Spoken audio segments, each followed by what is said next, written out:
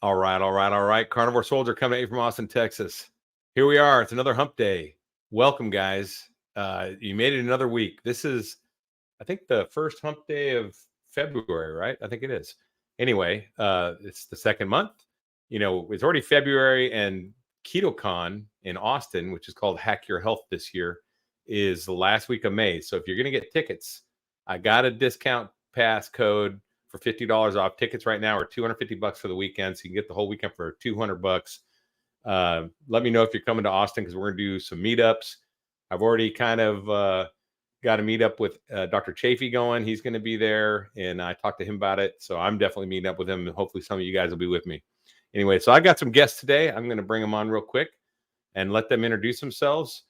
Today, I've got John, the carnivore teacher in 1965, and I got DC from DC Learning to Live. So let me bring them on and let them introduce themselves. Hey, guys, how's it going? Hey. How's it going? All right, John, why don't you just introduce yourself? Tell us about who you are, where you're from, what you do, what you did, that kind of stuff. All right. Hi, everybody. I'm John Laspina. I'm the carnivore teacher, 1965. I'm a retired middle school teacher, taught for 34 years. And now I teach on YouTube, and I make videos with epiphanies that I have. I watch other doctors and nutritionists. I get a lot of really great aha moments. I write them down, and those are the talking points for my videos on YouTube. I learned so much, transformed so much of my life, lost weight, a ton of other things I'll talk about tonight, hopefully. In this video, I'll tell you about that. And that I can't just keep my mouth shut and live my life. I have to tell people about it. And the best way to do it is through YouTube. Awesome. Well, you reach more people that way, don't you? Absolutely. Down south, we got the summer boy. It's summertime out there, isn't it, DC? Absolutely, yeah. It's beach weather. So tell us where you're at, what you're up to, and why it's hot where you live. Okay, yeah. Well, it's breezy here in Australia, and yeah, summer this summer is our Christmas time, so you know, the old Christmas meals and things like that is all barbecue, so it's great for carnivores.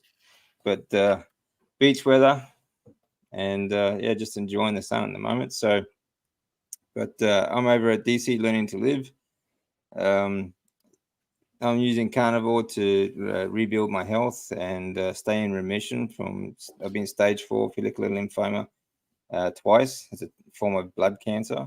Okay, but you know, carnivore is keeping me healthy and strong. This morning, I've already done a bit of fasted exercise, and later on, I'll be heading to the gym. And that's me in a nutshell at the moment. All right, sounds good. So let's start off with John, because John, I've introduced you to a lot of people on my channel. I know they've gone over to your channel and checked your stuff out and subscribed. I know you lost your channel, and a lot of people are wondering, hey, what happened? Did YouTube, like the YouTube come in and kick your channel off because you're talking about carnivore, or do the vegans come after you? Like, can you tell us what happened, John, and what we should not do if we don't want to lose our channel? Should I tell a tall tale? No, here's what really happened, and it's a lesson for everybody who is a creator on YouTube. I have 2 Gmail accounts. All right, Google has Gmail, and Gmail owns YouTube. So I had apparently 2 YouTube accounts. One was always empty and blank for years. About 4 or 5 years ago, I started adding to my one YouTube account different things when I started going keto. And I built that up to about 450 videos, and I had over 3,000 subscribers, tons of watch hours. I was chugging along, and I was really progressing. And for some reason, I went into my accounts. I said, why do I have 2 accounts? Let me delete the one account. And the one account was associated with this YouTube or this Gmail. The other account is associated with this Gmail. So I specifically went into the one that was empty. And I went through the stages of deleting it, being very careful. Okay. And it asks you validate, you type in your password, it sends you your code on your phone and everything. So I knew this was real serious. And I paused and waited, and I checked, and I'm like, hey, it's this YouTube. It's not this YouTube. And I did it. And it took a day. It took 24 hours for this process to happen. And we got a little note on the screen that said it would take up to 24 hours. Now, what I realized happened when it finally deleted everything was that account apparently was on a master Gmail account and not the second Gmail account, which is the one I thought it was on. And when you erase a master YouTube, which was blank, it also deleted the one that wasn't my master, and it deleted both of them. And I mean, it deleted.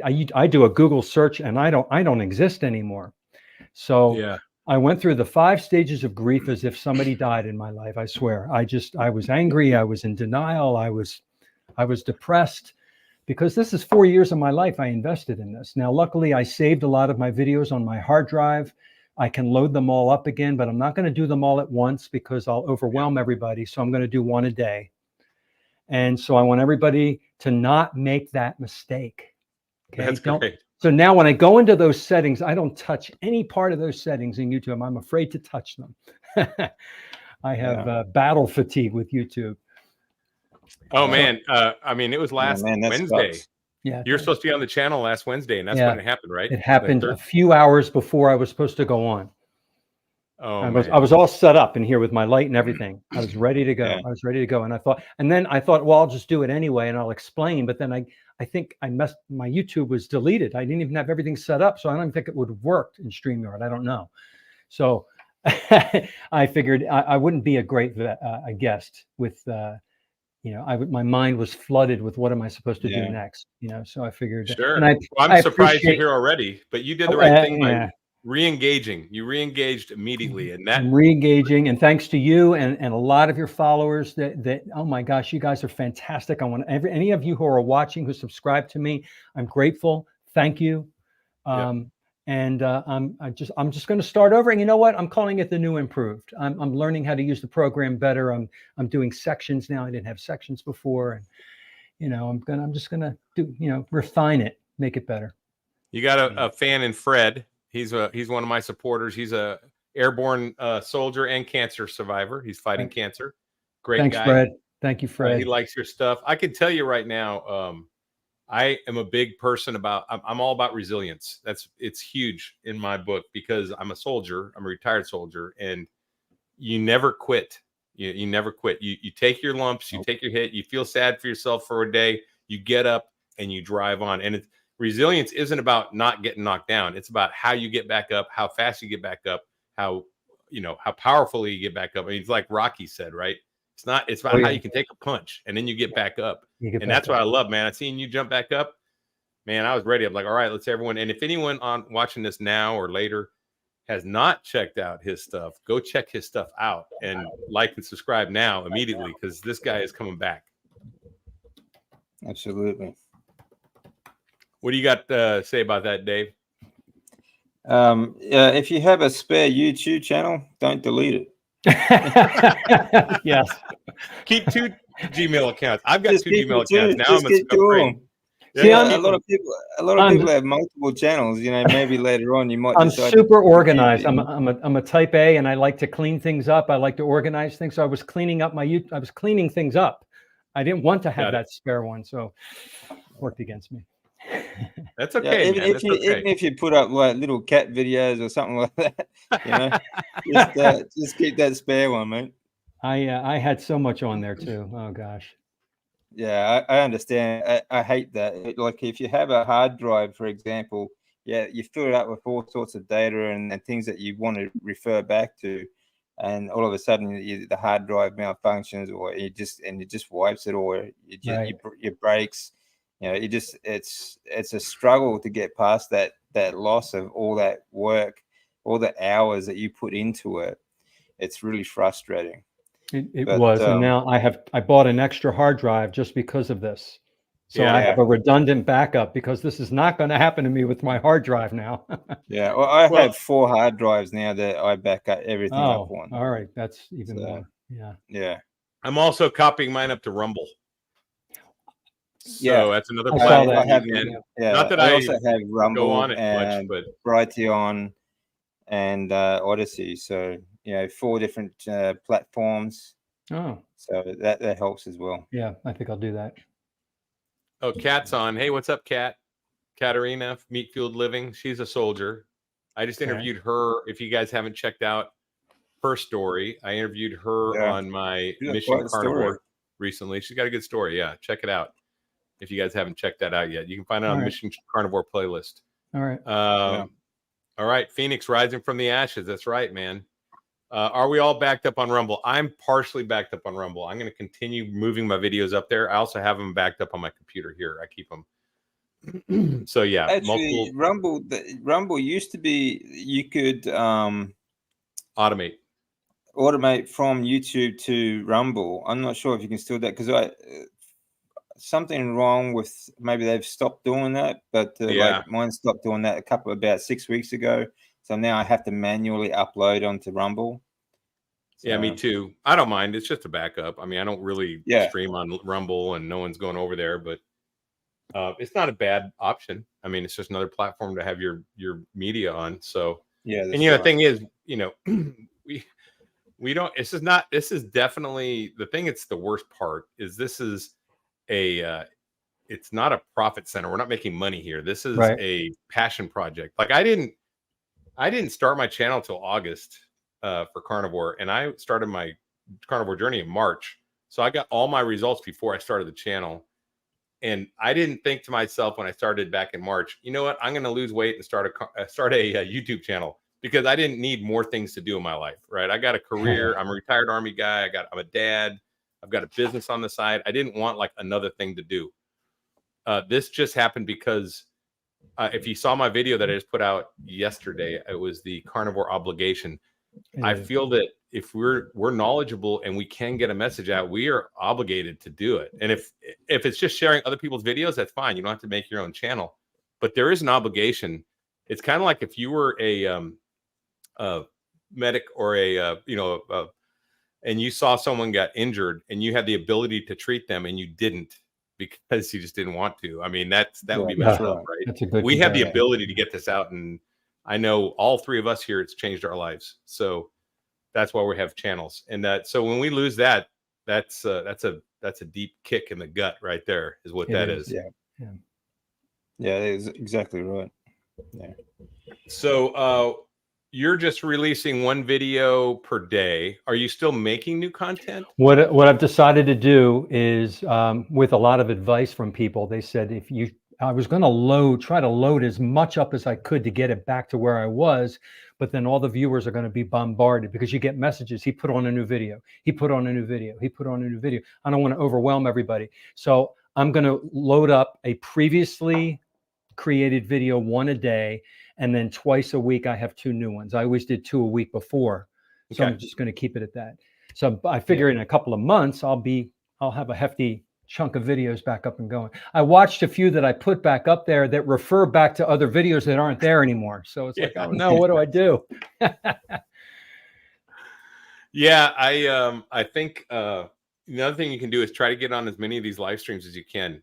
People invite you, jump on, because that you get that cross exposure, the cross pollination, right? Where other people get exposed to you and say, hey, this guy's pretty cool. Yeah, he's got some cool stuff, and I want to know more about him. So I really, my channel is always open to you if you want to come back again, for sure. I don't like limit people coming on my channel. So if you guys want to come on Wednesdays, I'm here every Wednesday. Cool. But yeah, so you're on Thursdays? Yep. DC's on Thursdays. There you go. You get some Australian exposure down there. What time on Thursdays though? You're on No. But you're on here on your meetup. Oh, you're Thursdays. Yeah. When would you do live streams though, right? DC? Yeah, we do every Tuesday here in Brizzy. Your Mondays. We do an Aussie carnivore show, just all Australian carnivores, because there's actually not that many online Australian carnivores, so we're trying to get as many involved in it as possible. Done it with Chafee? No, I haven't spoken to Chafee for a while, so hopefully if he's got some time, we'll have him on sometime. But we've got a lot of great doctors down here too.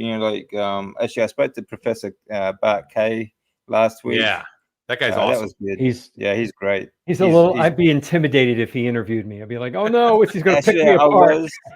I was Were very ya? intimidated Yeah. because the guy is he's absolute He's genius. brilliant. Yeah. But yeah, and he'll tell you a new one if you screw it Oh, up he too. will. So Yeah.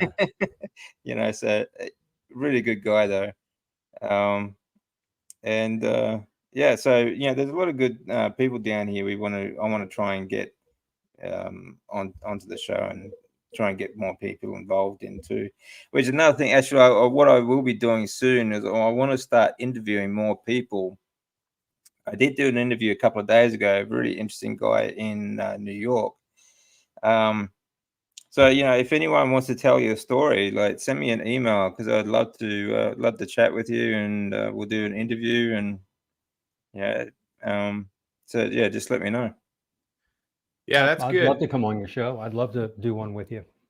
Yeah, that'd be great. Thanks. For sure. You need to. Yeah, you need to get on some other people's shows just to channels. So speaking of like the carnivore obligation, some people are talking about rejections and sharing it. What's your guys' experiences?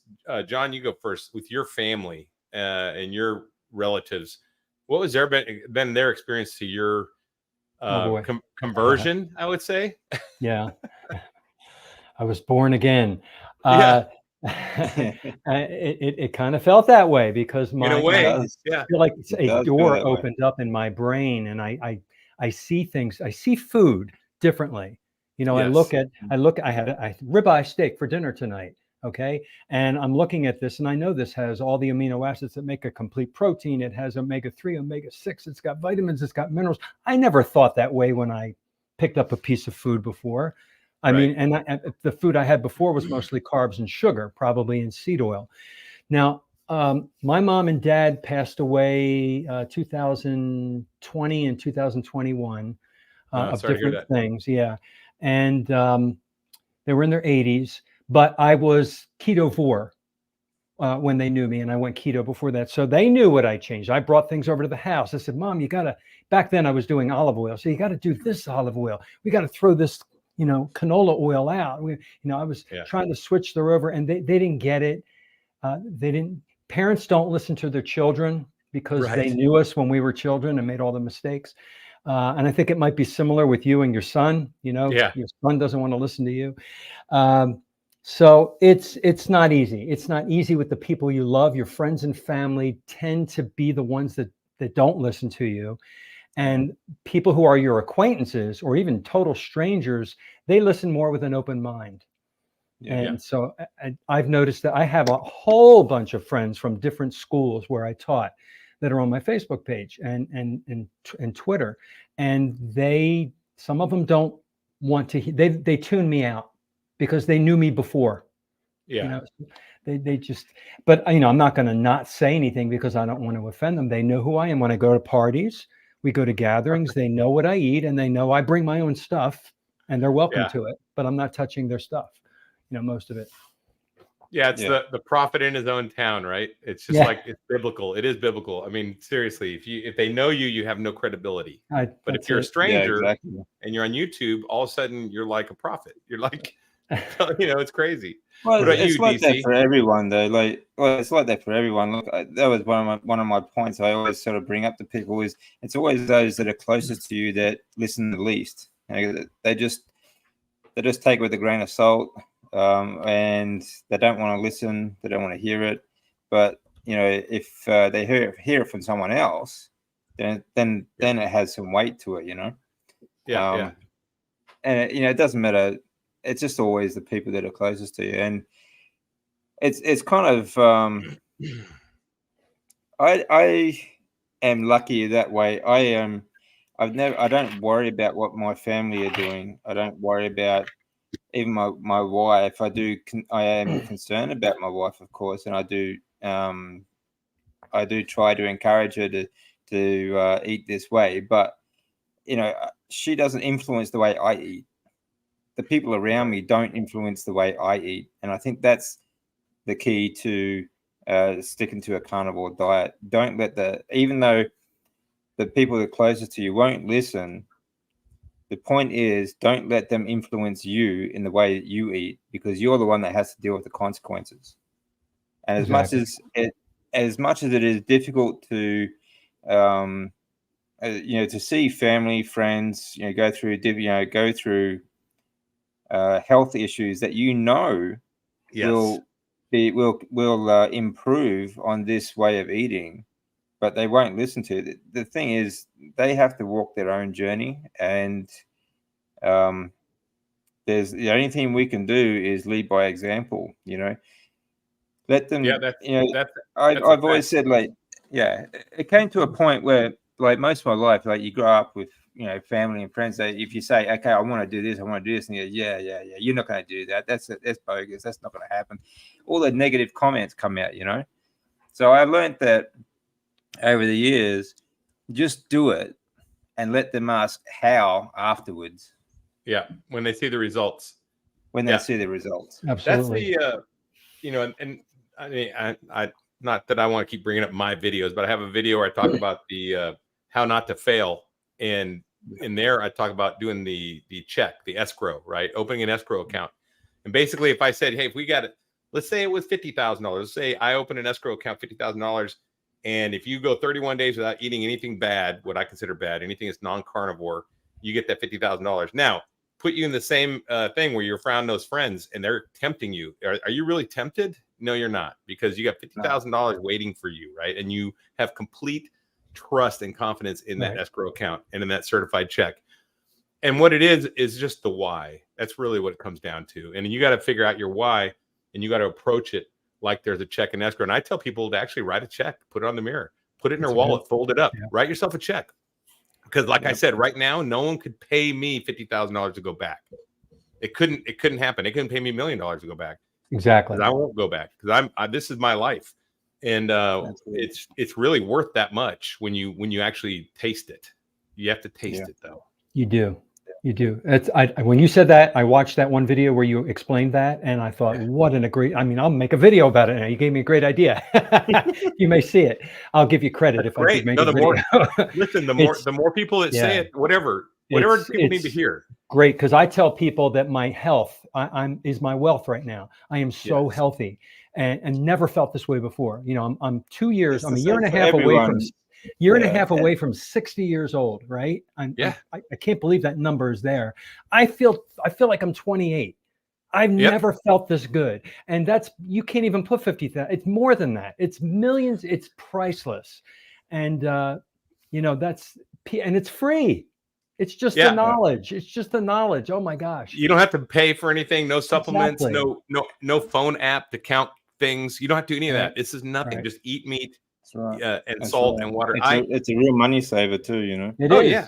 I'm almost 58 now, and I had a workout today that the similar results and same kind of workout I did when I was in college. I mean, rope climbs, curls, sprints. I'm almost 58, but I feel like I'm in my early 30s or even younger sometimes. When I'm lifting, my body just feels young. It does not feel old anymore. And it felt old for a long time. It did. People get used to that. And everybody around you, when you hit your 40s and 50s, you're expected to feel that way.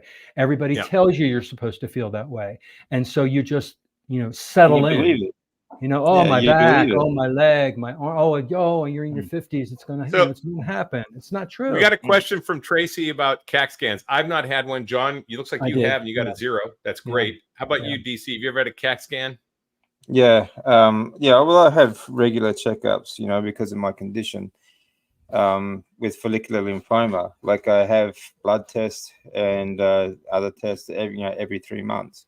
That sort of test that I get on a regular basis. But my heart's in perfect health, which, considering the 3 years of solid chemotherapy, my heart is quite young, is younger than my age. It's quite remarkable. Yeah. That's hard to believe, because that's got to damage your organs for sure. I mean, it does across the board. Yeah, it literally cooked all of my organs, including my brain. Wow. So the healing that I've had has been absolutely incredible. And it just shows just how resilient your body really is. You know, like after the stem cell transplant, that was the major damage. But you know, like my heart was cooked, my everything was cooked. I was AFib. I had all sorts of heart problems. My heart actually stopped. My breathing stopped. Everything just shut down. So you know, it's to come back from that, it's been a huge difference. Wow. I see James is talking about his father, AFib, congestive heart failure. I had AFib before I went keto over 5 years ago. And I was on 2 medicines with a paragraph of side effects. And one of the side effects when I went keto, one of the side effects is it raises your blood sugar. And then as soon as I was going, you know, a long time, I'm going keto. I'm like, no, I'm going to take myself off of this medicine. Cardiologist said no. So I decided to do it myself. I don't advise this. I have to say that, you know, because I'm not a doctor, don't take anything I say as medical advice. But I slowly weaned myself off of flecainide and metoprolol. And I believe that a low carb and then eventually carnivore way of eating healed whatever was damaged in the chambers of my heart. My AFib is gone. Yeah. It's completely gone. So were you overweight? Were you overweight back then? I think I was, yes, I was 35 pounds overweight because I wasn't on the diet yet. A lot of times that contributes to it as well. I know that's a contributing factor. So that and just I'm telling you, this diet has done so many things. You know, we talk about healing and things that people don't even realize, that aren't even documented. People will tell you changes in their body that are just like we don't know the reason, but this way of eating fixed it. You know. I see this one here. The hardest part about family get-togethers now is hearing what people talk about their health issues, and you know, carnivore to resolve. That's a fact. My family, my dad and his wife, and I try to talk to her today. I'm like, you need to eat some egg yolks. You need some fat. You need some good healthy fat. And they're eating. Well, man, my dad's like, well, I'm getting her milkshakes. I'm like, that is not the same. Get some heavy whipping cream and whip it with an egg yolk. That's a good milkshake. There you go. You know, put a little vanilla in, you have to or something. Yeah, that's it. You know, family get-togethers and things like that. Like my old man's 80 years old, and they still, he still loves to drink alcohol. Still loves to party. Still loves all the party food. Sure. Like each day, like he doesn't drink water. He drinks beer and coffee. That's it.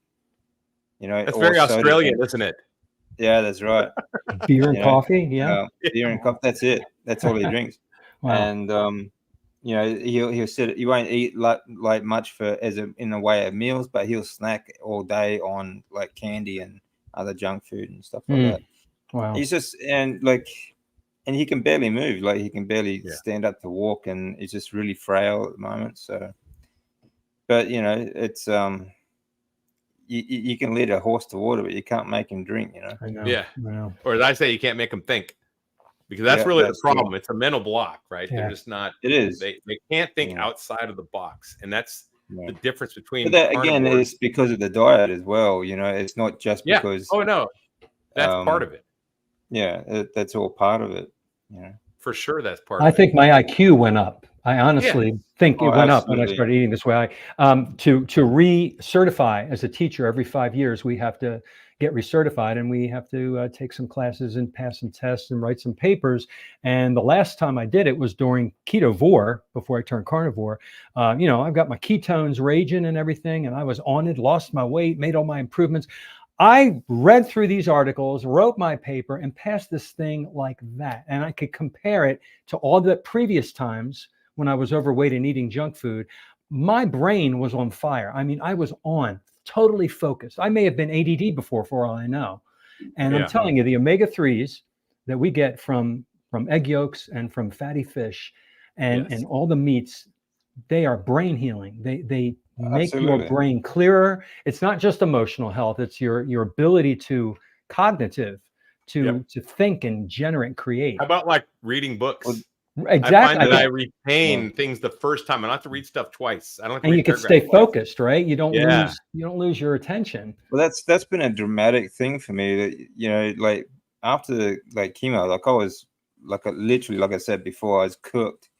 My attention span, my concentration, my memory was terrible. Like I couldn't, like I would meet people, I'd have a complete conversation with them, and just 5 minutes later, I'd completely forget that ever seeing them, and I still can't remember ever seeing them. Wow. You know, they would be there for hours. You know, I couldn't sit down and read. I couldn't even hold a conversation. Mm. You know, that's how much damage I had from the chemotherapy. But from there, like going, you know, on a heavily fat, meaty diet has been such a dramatic improvement. It's not just a brain fog; it's like a brain repair. You know, it's been amazing. Our bodies are resilient. You know, they can come back. Oh yeah. There's They sometimes really can. parts of Absolutely our body have a point of no return, but it's amazing how resilient they can be. I've got injuries that won't come back because they're damaged tissue, but you know, service related injuries. But still, I can sprint now, and I was not able to run from 2017 on, and I thought I would never run again the rest of my life. I just thought that's the way it was. And now today I was sprinting, and I'm like this, and it felt great. Yeah. Hey, Sandra's got her hair falling out. Do you guys know anything about hair falling out? I've heard some people talk about that in carnivore, like maybe you're not getting enough iodine or something, or I can't remember what I read about. No, I think what it is, when you have any change of diet, you go through a hormone change. Okay, and hair is one of the first things to actually feel when you go through any kind of hormone change. Hair is one of the first telltale signs. I've heard a lot of that with women when they start carnivore. Any change of diet is going to do the same thing. But the fact is, like when you carnivore, you're getting more the best nutrients that you've had in your life. So you just got to have to give it time. Your body's doing is letting go of the nutrient dead hair, and the new hair will replace, and you know will grow in afterwards. Because even in men, like I've seen a lot of men actually regrowing their hair on the carnivore diet.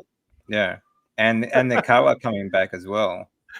You know, I think I read that eating more butter was good too, like to get like the vitamins. I don't know. I'm not a doctor. It's not medical advice, but there are some videos on that though, where women have lost hair and how they combat that. You know anything about that, Teach? I've heard the same thing, that it goes away. It comes back. It comes back if you give it time. And he gave a very excellent explanation of what happens. And I've heard that through many of my YouTube talks with other doctors and women with the concerns with the hair. It comes back. It's hard. It's very difficult to lose your hair, especially for women. I don't care personally, but it does come back. Yeah. Yeah. Check out Bruce. My CAC is 0. My doc still wants me on statins. They do. I mean, I would just ask my doctor. Amazing? I hope my doctor wants to put me on statins, because they do. I'm going to say, please tell me what the NNT for that is.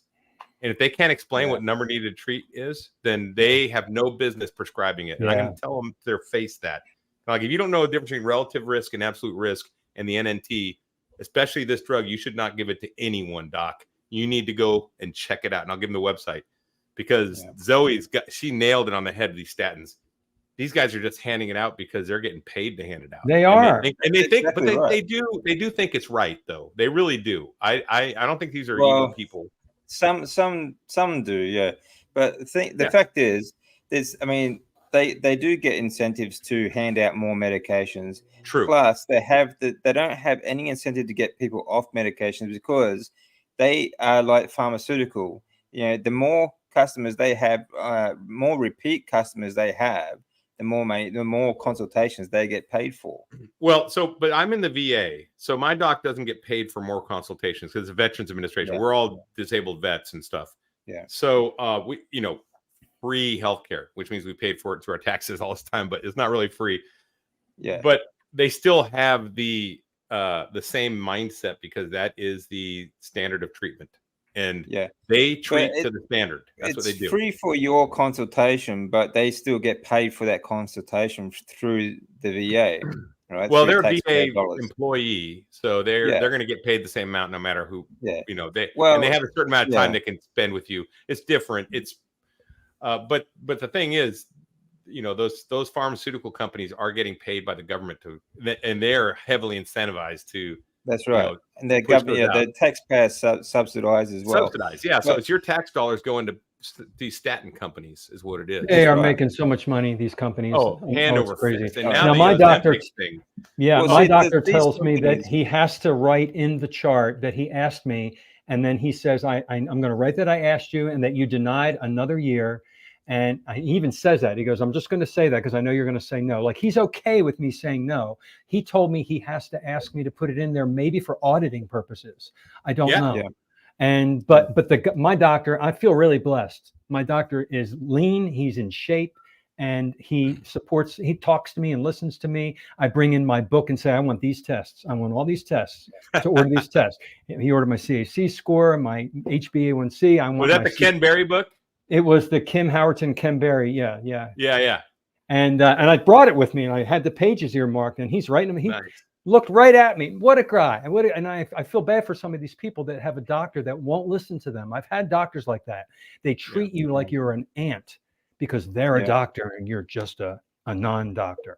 And like what you said in one of your previous ones, Larry, you know, we're just guys. Everybody, you know, Ken Berry says we're just dudes and chicks. The doctors are just dudes and chicks. And they really are. Yes, they went to medical school. But, you know, we have the knowledge available to us, too. We can read and learn. That's right. Well, what's funny is just because they went to medical school, I mean, us three here probably have greater knowledge than most doctors coming out of medical school today as far as nutrition. We probably do more accurate and actionable knowledge than they do. Yeah, they don't get nutritional knowledge. They don't know anything really. Yeah. And they come out of college, and basically, you know, when it comes to treatment, it's all paint by numbers. You know, like they have these set courses, for example, and they just follow that course. You know, they don't deviate. You're right. Yeah. I can tell you what it feels like. You know. Oh yeah, you've been in the system. You've taken the heavy stuff. Hey, Fred's taking it too. He's in chemo, and you see that comment below. Maybe you could say something to that. Chemo treatment checks my sugar up. Yeah, of course it does. Above 150, not a pleasant feeling. I'm below 90 most. Yeah, that's right. See, this is the thing. When you're going through chemotherapies, they also put you on other medications that drive your blood sugar up, including steroids. Yes. Right? The only time I've ever had steroids in my life is when I was going through chemo. The chemotherapy itself also drives your blood sugar up, which feeds, you know, this all feeds the cancer, you know, and it was evident. It was evident when in my treatment, and especially when I was going through the clinical trial, you know, like the treatment itself did nothing to thwart the cancer. The cancer, it only progressed. I was still going through treatment when I got my second diagnosis, you know. So these things, there's a lot wrong with the standard of care. And you know, when it comes to what you're talking about before, the doctors, like here in Australia, you have a Medicare system for every citizen. It's like a socialism healthcare system, right? And you know, the doctor still gets paid per consultation, and like everyone says, oh, it's free Medicare, so we don't have to worry about seeing the doctor and that sort of thing. So they don't have to worry about taking care of their health, even though it's taxpayer funded. You know, this basically it all winds up funding pharmaceuticals. And you know, all these, like I actually put up a video about this yesterday, or the day before. But you know, a lot of these food companies are also government subsidized, well, taxpayer subsidized. That's why they're in these like food stamp programs and all these other things, then school lunches and things like that. And you know, but these food companies are also owned by the pharmaceuticals. So these pharmaceutical companies are getting a government like taxpayer subsidies because you are forced to hand out these medications by all the doctors in the country. Plus, they're getting you on the food as well. you know. So it's just it's a big web of vicious it's a circle. cartel. Yeah, It's a vicious cartel. It is a cartel. It is. wow. It is strict 100% cartel, and it's sad. And they're all about getting the lifetime subscription to prescription is what they're about. Like That's those right. Ozempic, And that's those how Ozempic, doctors their are dream come educated. true. Oh, You know? yeah. And that's how doctors are educated. They're educated to keep you on medications. Okay, if this is a problem you've got because of the crap food, don't change the crap food. Here's a medication for it. You know? Yeah. That's how they're trained. You know, which is just utter nonsense. It is. It is. So, all right, that's cool. So I was watching one of your videos, Jim. It was the strychnine video where you talk about poisoning your food. Oh, you mean I didn't say strychnine though. I said arsenic. Oh, yeah. Arsenic. Yeah, rat poison. Whatever, Right, either one. arsenic. Yeah. It was a poison. I knew that. Yeah. And it's funny because I used the same thing. Same example. A long time ago, though. It wasn't carnivore, but I was talking about, people justifying eating bad stuff or thing. I was like, if you got human feces and you put it in a cookie batter, like what's the cutoff where you won't eat it? Is it like a gram? Is it 10 grams? Is it 20 grams? But as long as you can't smell it, you're okay. Like, where's the cutoff? So I had the same kind of thing, and I was talking to kids, and they're like, "Oh, no, I wouldn't eat that." And I'm like, "What if you get dog poop then? It won't be human; it'll be dog poop. That's no big deal, right?" And they're like, "No, I wouldn't eat any of that." I'm like, covered with sprinkles. It's all pretty, right? Yeah, you can make a donut and put dog poop in it, just a little bit. You won't smell it, but it's in there, and it's in there. Basically what processed food is. It's grains, sugar, and seed oil, and it's not poop, but gosh, one step away. This is it's Christy. Worse. Yeah, Christy's saying here that her doc wants to recheck her cholesterol. Stop checking your cholesterol. There's nothing wrong with high cholesterol. The people that set the standards for keeping you at a low cholesterol, they don't want you thinking, they don't want you healthy. The lower your cholesterol, the more danger you are in of bad health. Okay, there's never been anything associated with high cholesterol, but there's been a lot associated with low cholesterol, including mental illness, dementia, stroke, Parkinson's, and all kinds of. If you get your cholesterol too low, the next thing you're going to need is a box. Okay, this is not something you need to check. It's not something that you need to be worried about. I think the higher your cholesterol, the healthier you're going to be. That's proven too. There's a lower mortality. Right. Yeah, you have a protective feature. It's a protective feature. It's protective. And what we need to retrain, and we've got to get this message out through all of our YouTube channels. What does cholesterol do? All right, it makes bile. It makes our testosterone and our estrogen. It's the myelin sheaths. The insulation. D3. Yeah. It also makes D3. But it helps in the production of vitamin D3. D3 is a hormone. Yeah, your hormones are produced out of cholesterol.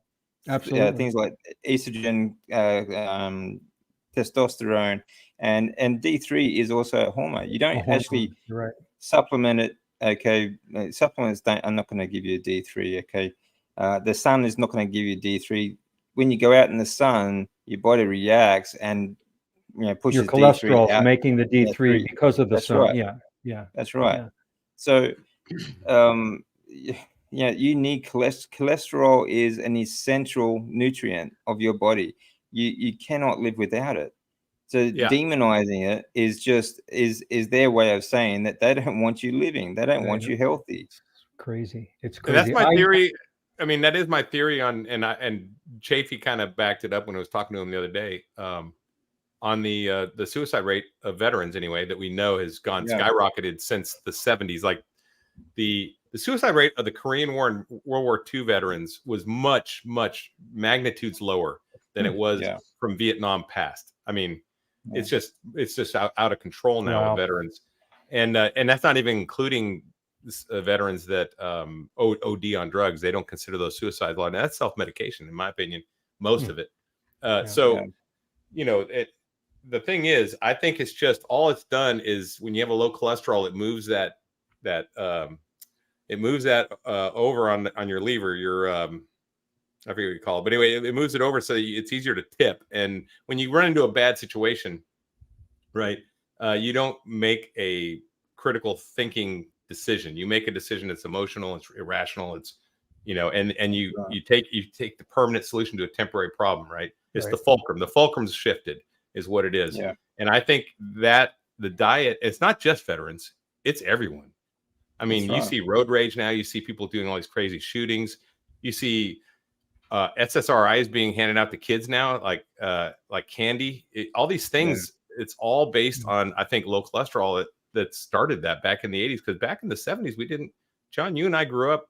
It wasn't like that. There was no road rage, really. That was like so weird to have that, right? Yeah, I remember there were no cholesterol. And then I remember when my mom and dad went on the cholesterol medicine in the 80s and 90s, I was on lovastatin and simvastatin 20 years ago, 25 years ago. And I remember going to LA Fitness and working out, and I felt like an old man. I was starting to feel really bad. And I went to the doctor and I said, "What are you doing?" He switched me to another statin. And I thought, what? And then I started, this is when Google was starting, I don't even think there was a YouTube back then, but I started learning, I'm like, I'm going to look this up. I did my own research, which is what I do now. And I learned that the side effects of the statins are body aches and pains because it's robbing the necessary cholesterol from the parts of your body that need it. It only makes sense that you're going to have like arthritis type symptoms. As soon as I got off of it, within a few weeks, the pains went away. Yeah. So I don't care what my number is. My number is where it is because my body is making it for a reason. My body is generating most of my cholesterol. It's that's exactly what Bart Kay said to me the other day. Your body knows exactly what it needs to do, and your cholesterol at that time, at this point in time, is exactly where it needs to be. Where it needs to be. Yep, that's fact. And yeah, it's just. Is it just me, or do you see all these commercials from drug companies, which we never saw growing up, right? We saw alcohol. I'd rather have the alcohol commercials back and the cigarette commercials back, because these drug commercials, every single one I see, I swear, every one is with all the side effects, and they're all autoimmune though. Yeah. They're all autoimmune, and they can all be basically handled through a diet like this. 99.99% of what I see is junk. And the medicine that they're pushing comes with a laundry list, and you listen to them in the commercials because they're liable. They have to say them in the commercials with a long list of the side effects. I listen to those side effects. I'm like, I'd rather die. I don't want to have all I don't want to take this drug. I'd rather have the illness than the drug. Well, I love the one. They always have the blanket one too. Don't take if you're allergic to this drug. Well, how do you find that out? That's you have CYA to take for them. Yeah, they have to cover exactly, because you might go into anaphylactic shock the first time you take it and die. Yeah. So no thanks. That way, the family, when they start suing, they could say, "Well, it was in the commercial. It's in the list. You could have been allergic to it." It's just crazy. Dave Saunier, he's a Navy veteran, and he's a long distance athlete. He's one of those lean mass hyper responder guys. And he asked, can we clear up definitions? Keto, ketovore, carnivore. My understanding is carnivore includes dairy, even though there may be a few carbs. Carnivore is basically no plant material. Yeah, there's different. Yeah, different. That's basically it. I would say if you were to be, carnivore, you would only use dairy as a condiment and not as a snack, pretty much. And focus on your meats, and the ruminant meats would be the best quality. So you want to focus on your best quality food, because the whole idea in carnivore, in my opinion, is it is a keto diet, but it is a clean keto diet where you're looking to optimize your performance. And also looking to eliminate as many things from your diet as you can, so that you can add them in later and find out what causes your reactions. Right? It's an optimizing diet. Yeah, it really is. It's a therapeutic tool. I think it all depends on how extreme you want to go with it. Like, I'm very tight with my food. I don't miss anything else, honestly. I don't drink coffee. I have meat. I have eggs. That's it. I like, for a snack, I'll eat fat. I'll eat beef fat and that sort of stuff. But or butter. I do have butter every now and then. Butter. I love butter. But very small amount. But anything past 75% meat, you're still in the carnivore range. You know, so I don't think it just depends on what your goals are and where your health is at. I agree. At the time. I don't think you should exclude anyone because they eat a little bit of veg or they eat a little bit of dairy. But, you know, again, it just depends on what your goal is too. The definitions that I learned were keto. When you want to go ketogenic, you want to keep your total daily carb intake below 20 total grams, not net, never do net, always total. And with ketogenic, you can have nuts and seeds and vegetables and meats, because anything that's low carb, and then you track it, and they have to count. If you're going to do keto, you have to count your carbs. Then ketovore is close to carnivore, but it's about 10 total grams of carbs or less. So maybe you're adding, like, maybe once or twice a week, a little vegetable, or you're drinking coffee, or you're adding mustard. And then there are other forms of carnivore too. There's the lion diet, which is just meat, water, and salt. The carnivore that I do is beef, lamb, pork, poultry, fish, and eggs. And I don't eat a lot of poultry or pork because they're not ruminants. I have them once a week maybe, and I focus on the ruminant animals, lamb and beef. And sometimes, time of the year, friends have it, venison. And I add, I add ghee, I add butter, I add leftover bacon fat. I season my meats with more fat. That's really delicious. And as close to zero total carbs is carnivore. And believe it or not, we're getting some in the glycogen that's in the meat. We're getting a tiny, tiny little fraction of sugar in the meat. We are. If you were to take a torch, that's how I make my meat. I cook it on my Traeger grill, and then I take a torch at the end, and I put a wonderful sear on top of it on both sides. So good. I'm gonna have to come visit your place sometime. Why is it? Yeah. Why is that glycating? That's the glycogen in the meat that's darkening it up, and burning it. Makes it taste so good. So the people often ask me that definition. What is the difference between keto, ketovore, carnivore? And it's the amount of carbs, and it's what food you eat. And the more you tighten that up, it's closer to carnivore and lion diet you get. I have I had on my YouTube channel, I'll put it back up again, a dial. And where is your carbohydrate dial? And some people, people who eat the standard American diet or fast food are all the way up at 300 total grams, right? Then you lower it to Mediterranean, you lower it to low carb, you lower it to keto, ketovore, carnivore, lion diet, and everybody's different. And where are you on that dial depends on your preferences and where you are in your journey too. I was never I wasn't a carnivore for 5 years. I evolved into this over a year ago. I became carnivore. If I had just gone carnivore right away 5 years ago, I wouldn't. I don't know if I would have stayed. I think it might have been a little too harsh for me. So, but everybody's different. Some people it works. I used to do keto for getting ready for military schools because I knew I would lose weight, and I did it for weight loss and to get in shape, and it worked really well for that. It did. But the problem was, and every time I did, I'd say, well, I'm going to stay on it this time because I really feel good. And I did. I felt better. Yeah. And every time I would say I'm going to stay on it, and every time I would fall off. And it's because I still had all my addictions, my cravings. I was managing them, and I was starving them by doing 20 grams, but I wanted more. My body wanted more. So I was always fighting my addiction, and I always ended up losing. The only way I've been able to successfully do a diet like this for me, and a lot of people like me, is cut it all out.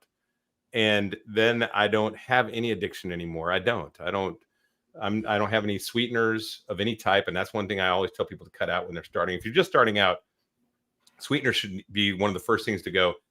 And then seasonings, because a lot of people don't realize this. Oh, it's just some seasoning. It's no big deal. But listen, seasonings are highly concentrated vegetables. That's why they taste so strong.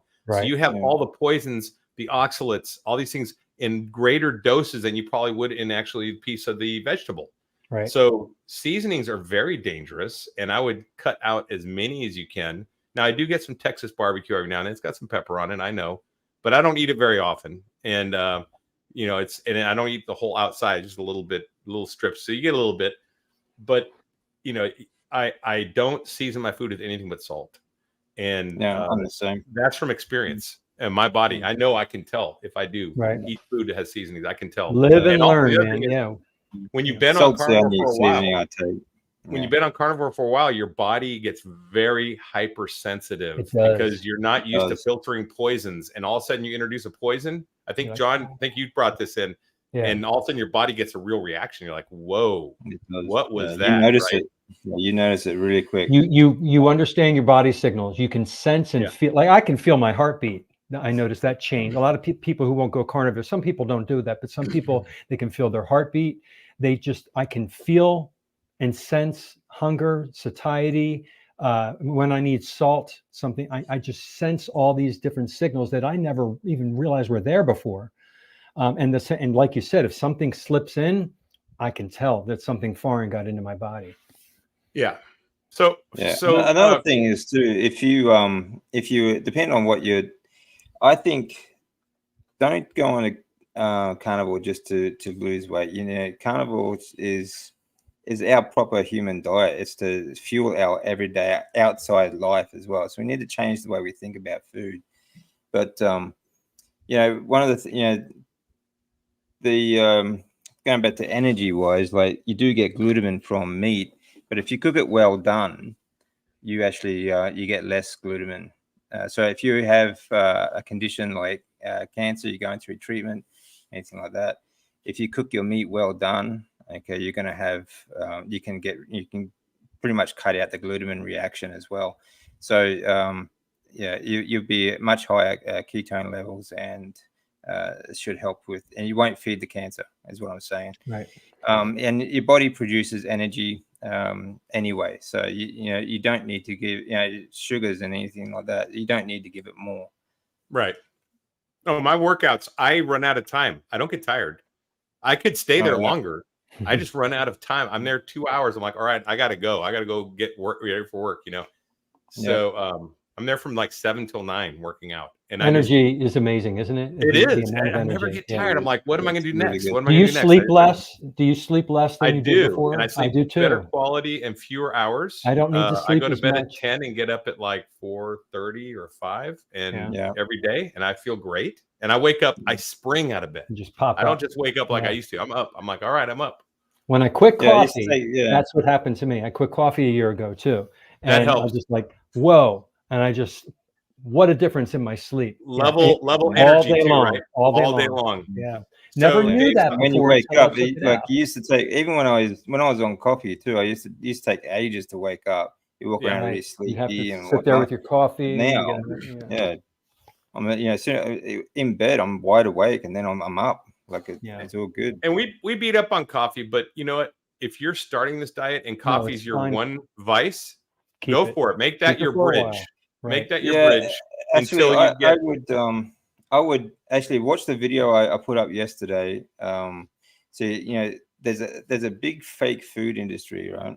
And a lot of these foods that we think are coffee, for example, a lot of it is just anything that's brown. Like coffee is cut with like even brown paper, brown burnt wheat, burnt corn, all sorts of things. I used to grind my own beans, so I'm pretty sure I got only coffee. Yeah, well, if you go that way, it's different. You're going that way, and then there's also there's I know someone who's got mold sensitivities, and she gets the mold-free coffee beans that are really expensive, but through so you can be more discriminating. Yeah.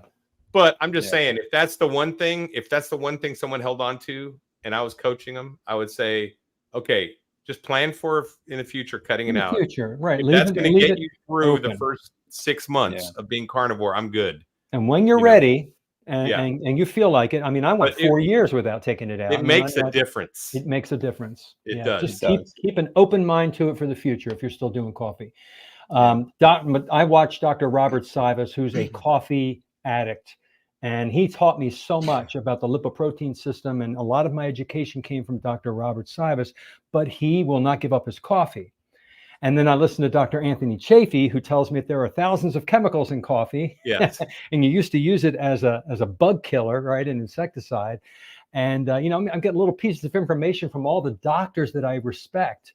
and I make up my own mind. And, you know, I was ready when I was ready, but I wasn't ready for 4 years. So anybody listening, it's okay if you drink coffee. Just keep an open door to the future.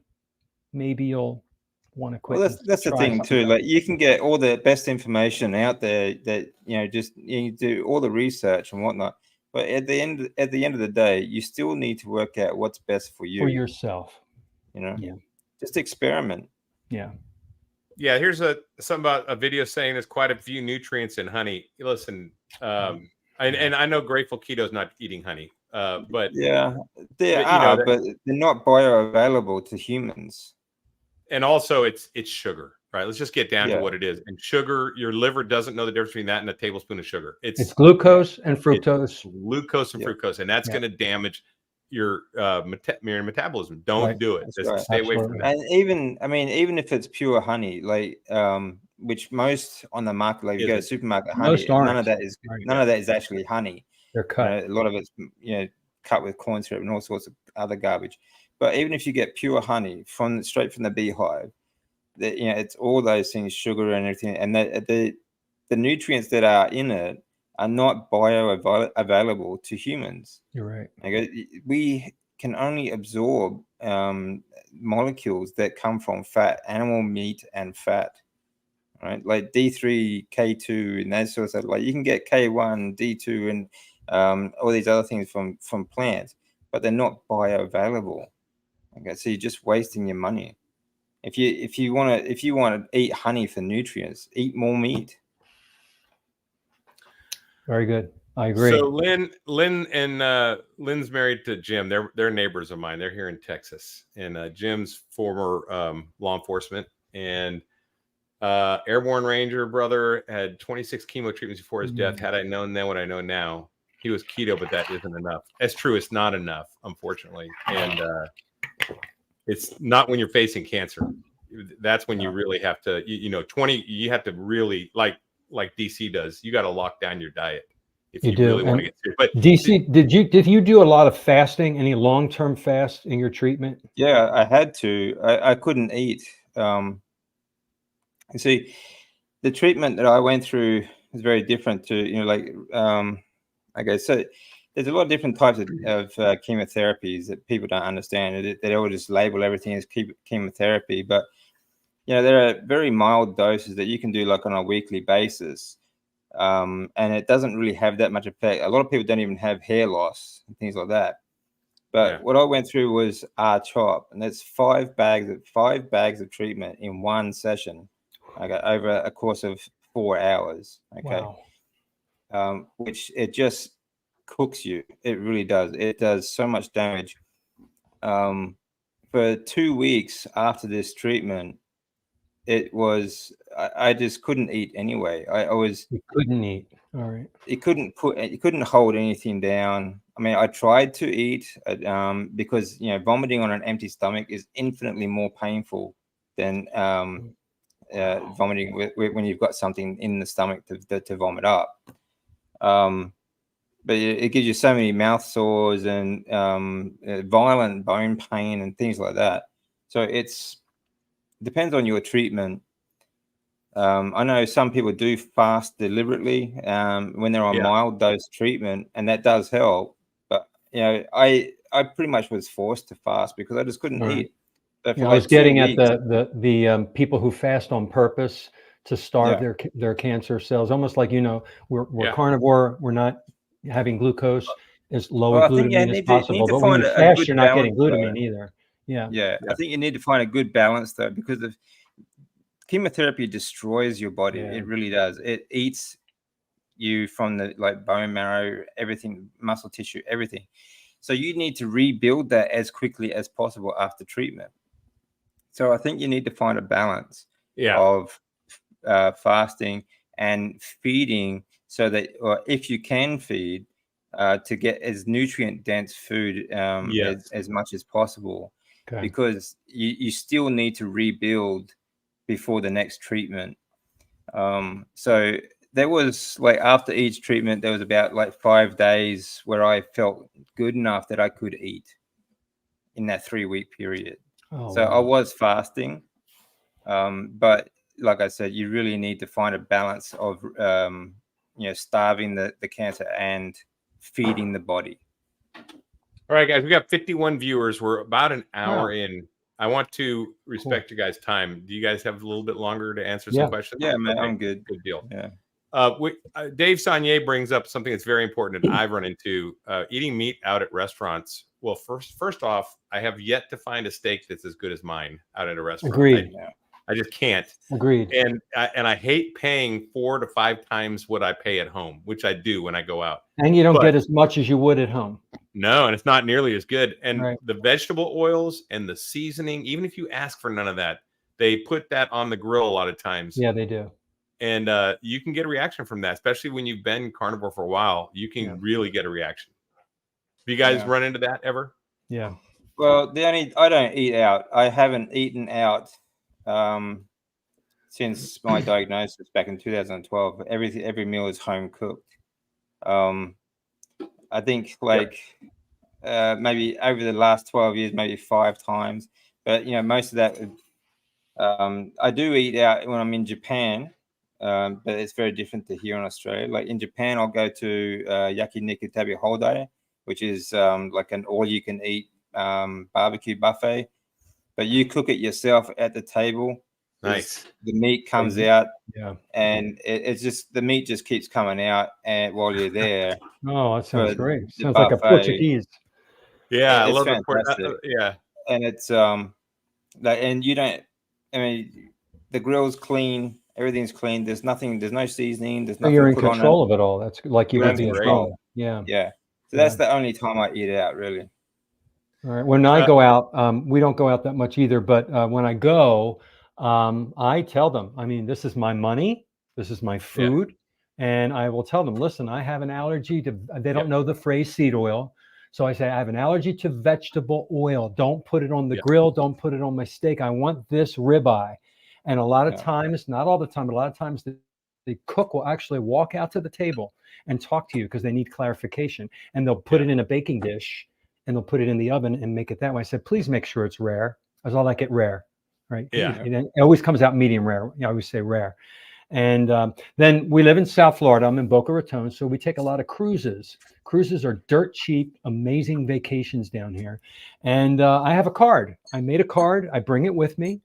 And on the card, it says, I'm allergic to, and I list all the seed oils. And then on the right-hand side, all the foods that I can have, which are, cool. Beef, lamb, pork, poultry, fish. That's a good idea. That's a great idea. And I go to the restaurant on the cruise ship one day before and say, I need to see your menu. I'm going to pre-order. Here's my allergy card. And I pre-order everything. And so then when the day comes, I sit down. I don't get a menu. The other people get the menu. And then my food comes out. And and I did a test on this once. I got the exact same steak as the person I was with for dinner.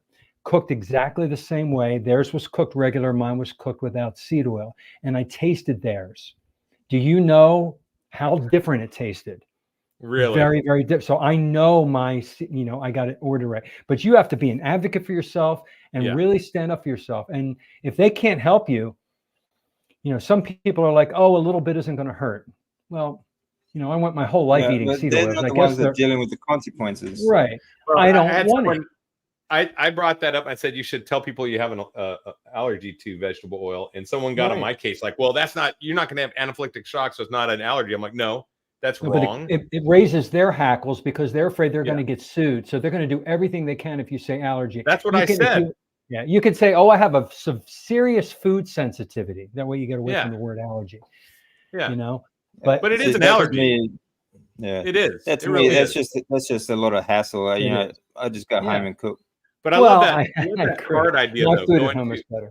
Going to an all-inclusive like resort or going to a cruise where it's all-inclusive. That's fantastic. That's a great idea. Oh yeah, you can. And then the buffets, they always have the the roast beef carving station. Yeah, I remember. Yeah, carve it. And I said, I want the fattiest amount and put it on my plate.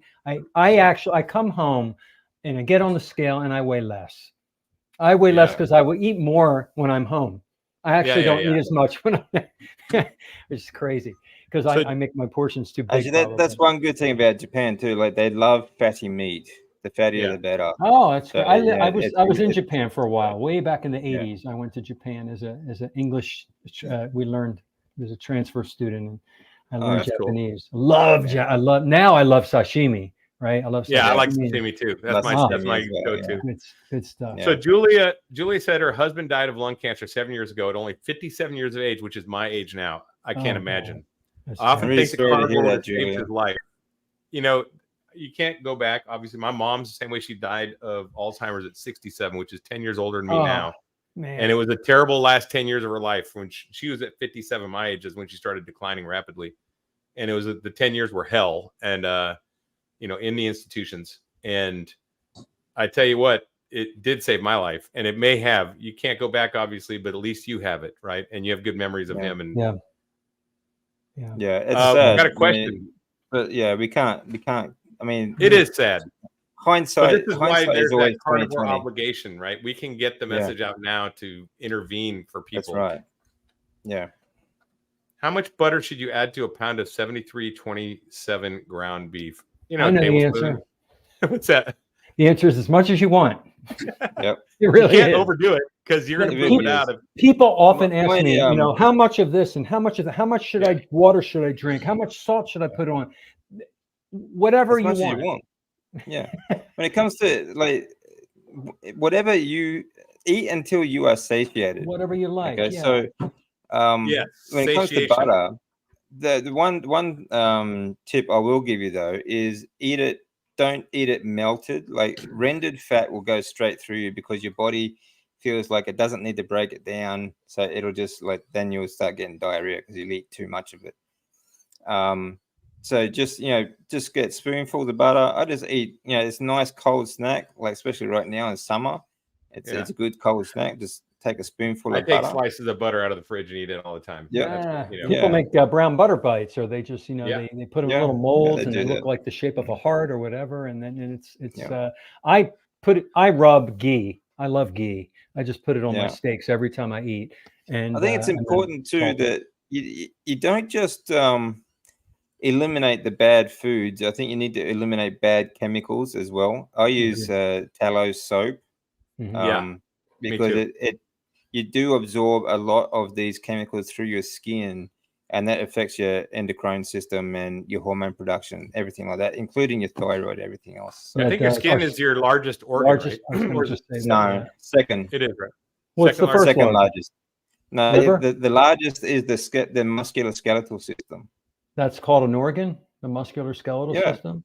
Your muscle system. I always think the skin is the largest organ. No. Well, the skin is the largest organ that you're going to touch with soap. In geographic size, maybe. You're going to absorb things through that organ. The musculoskeletal system is an organ, and it is the pump for your lymphatic system. Oh, yeah, you're right. So deodorant as well. Women, all the makeup they put on their faces. So much. I don't wear deodorant anymore, and I don't stink. Yeah.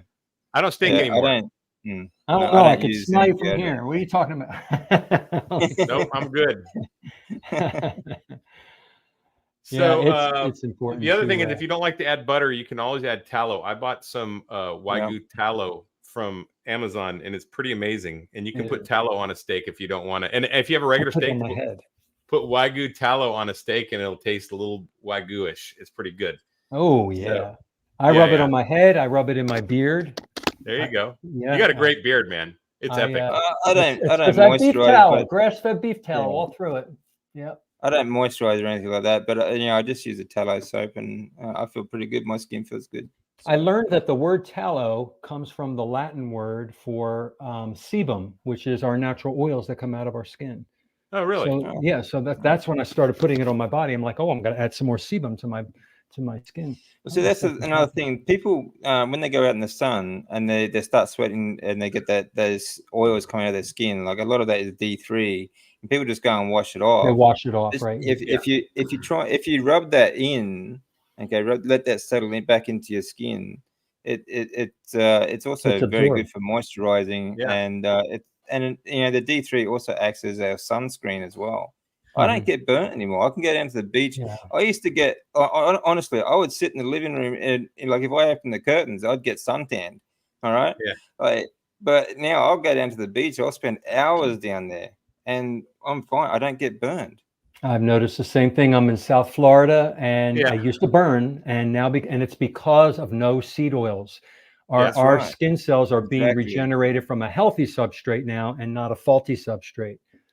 I And agree. you're producing more D3 from your cholesterol and things like that. So you know, it's everything working together the Right. way it should be. You know. The way we're So supposed to. Lamb said, problem is we look at food as entertainment. Yeah, your relationship with food will change.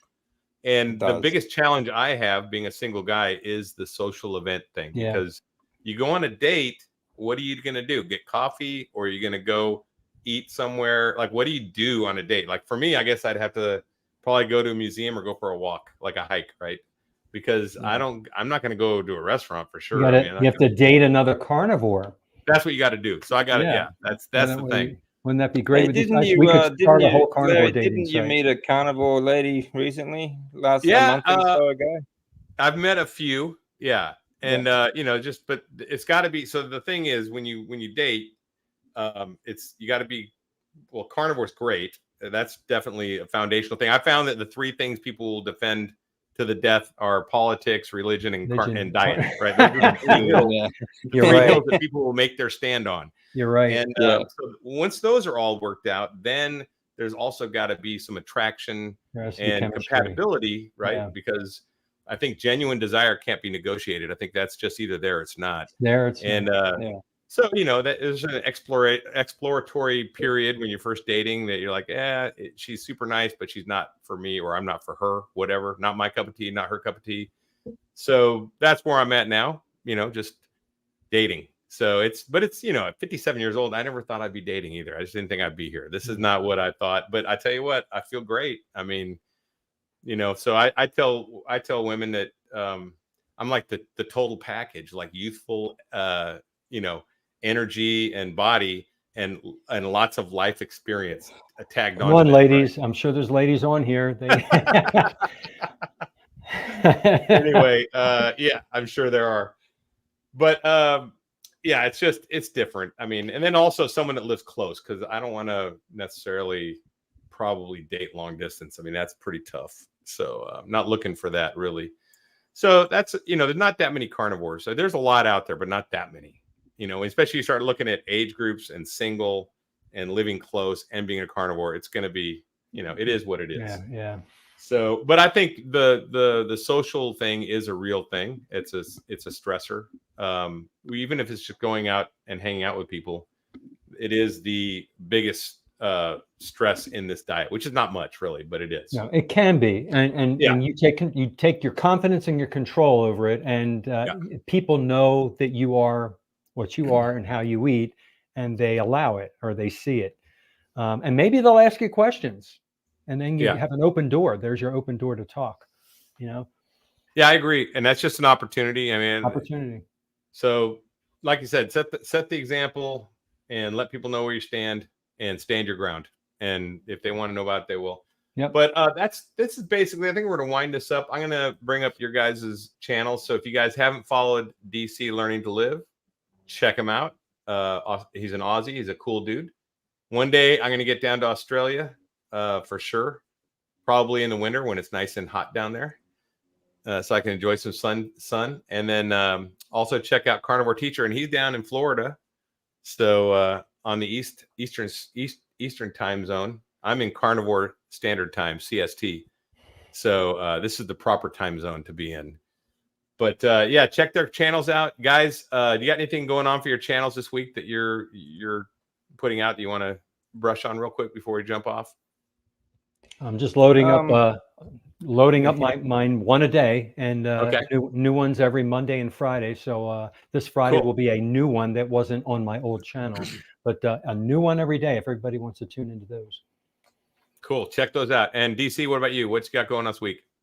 Well, we have our Aussie Carnivore every Tuesday. We also have our fitness challenge on Facebook at the moment. We have this month we're doing Wim Hof breathing methods, 3 rounds minimum for the every day for the month.